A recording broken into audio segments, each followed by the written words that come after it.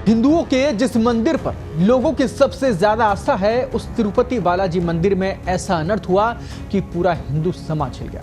सरकार हिल गई और एक पूर्व सीएम का तो पूरा का पूरा पॉलिटिकल करियर ही दांव पर लग गया।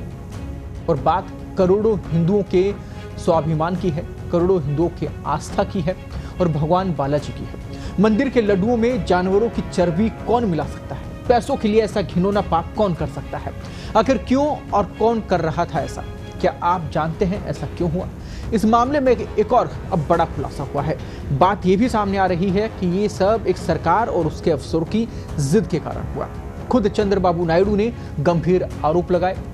अफसर और सरकार 320 रुपए किलो के हिसाब से ही घी खरीदना चाहते थे और सस्ते के चक्कर में जो घी खरीदा गया उसमें घी कम और जानवरों की चर्बी ज्यादा मिली थी।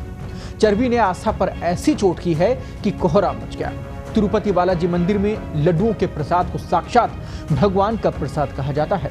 ऐसे में उसमें मिलावट का आरोप बेहद दुखद है, बेहद गंभीर है। साथ ही आरोप और ज्यादा तब गंभीर हो जाते हैं जब आरोप खुद मुख्यमंत्री लगा रहे हों।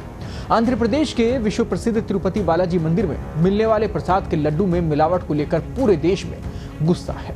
करोड़ों सनातन प्रेमियों की आस्था के केंद्र भगवान तिरुपति बालाजी के प्रसाद में मिलावट की रिपोर्ट आने के बाद से सियासी धर्म युद्ध छिड़ गया है। आलम यह है कि मामले में फांसी और सीबीआई जांच तक की मांग हो रही है।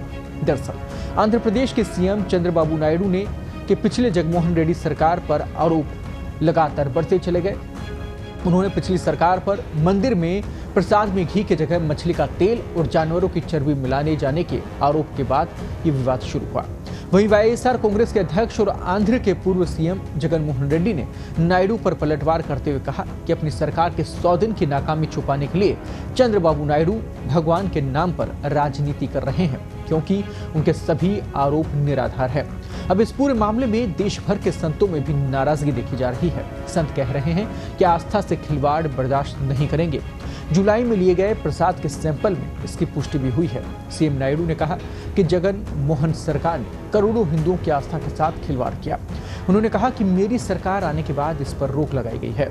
जो अभी रिपोर्ट सामने आई है ये जुलाई में लिए गए प्रसाद के सैंपल की है। तिरुपति बालाजी मंदिर से जुड़े कुछ ऐसे आंकड़े हैं जिन्हें देखकर आप भी हैरान हो सकते हैं। तिरुपति बालाजी मंदिर में हर दिन 3 लाख से ज्यादा लड्डू तैयार किए जाते हैं। बालाजी मंदिर के ट्रस्ट को प्रसाद से हर साल 500 करोड़ की कमाई होती है।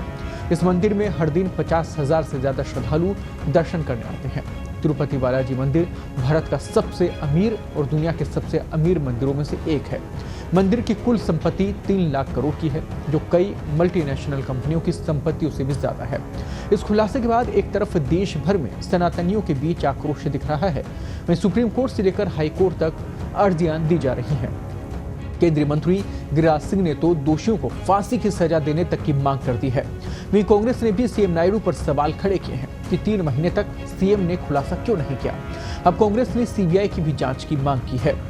अब हम भी ये उम्मीद करते हैं कि मामले में जल्द से जल्द सारी स्थिति साफ हो और दोषियों पर कड़ी से कड़ी कार्रवाई हो, क्योंकि बात यहाँ पर हिंदू समाज की है, बात यहाँ पर किसी समाज विशेष की आस्था की है और ईश्वर की आस्था की है।